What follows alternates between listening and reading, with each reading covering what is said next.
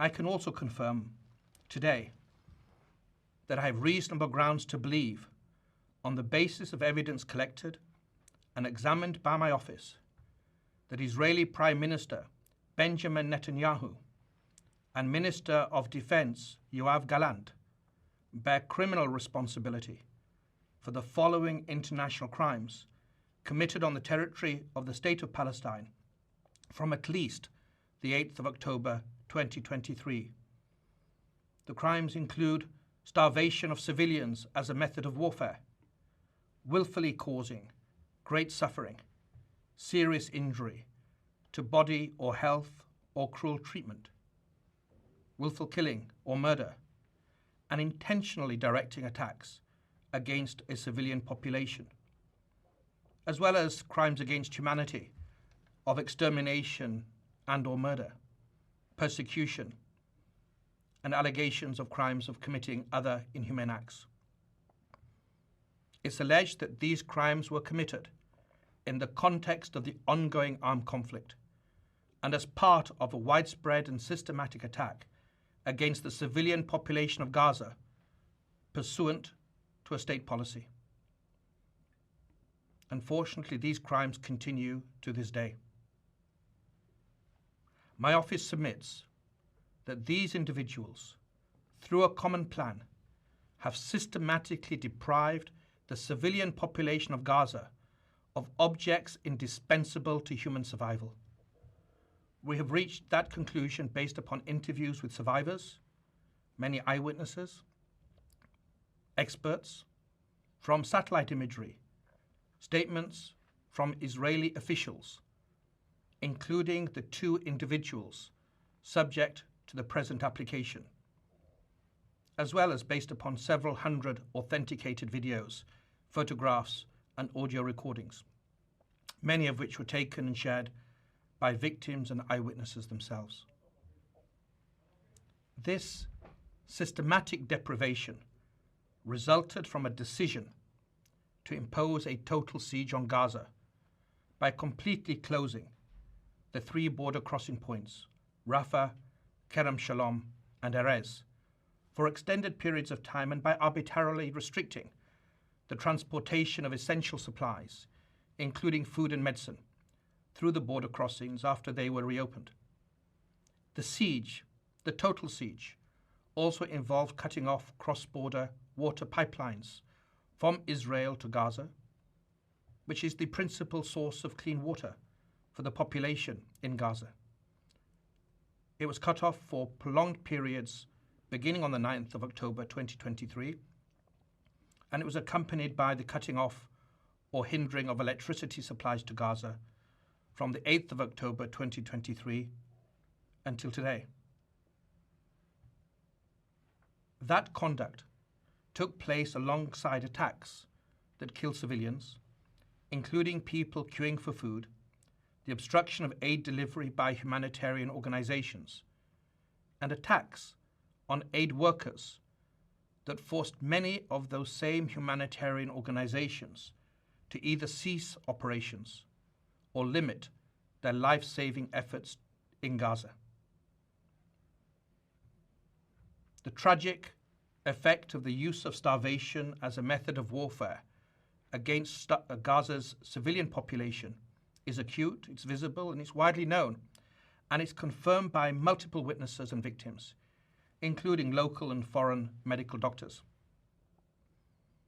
That starvation has caused and continues to cause deaths, malnutrition, dehydration, and profound suffering among the population. Famine is already present in some areas of Gaza, and it is imminent in others. My office charges Netanyahu and Gallant as co-perpetrators and as superiors in the commission of these alleged crimes. Israel, like all states, has the right to defend its population. It has every right to ensure the return of hostages that have been criminally and callously taken. Those rights, however, do not absolve Israel of its obligations to comply with international humanitarian law. Intentionally causing death, starvation, injury, and suffering to the civilian population, including so very many women and children, are criminal means to achieve military and political goals. That's what we allege.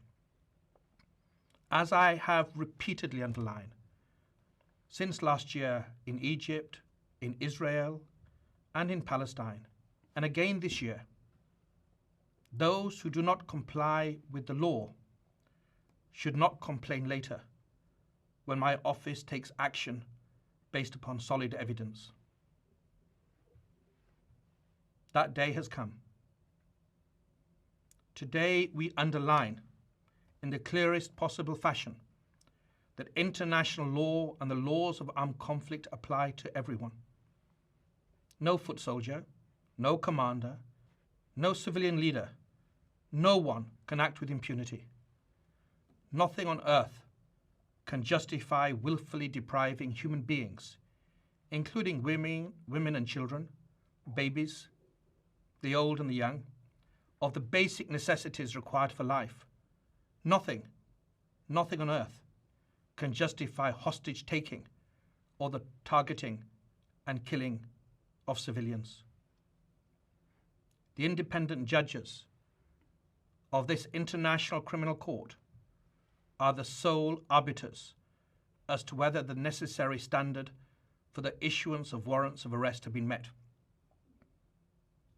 The judges of the International Criminal Court must be now given the space to do their work and to dispassionately and objectively review the evidence that we have submitted.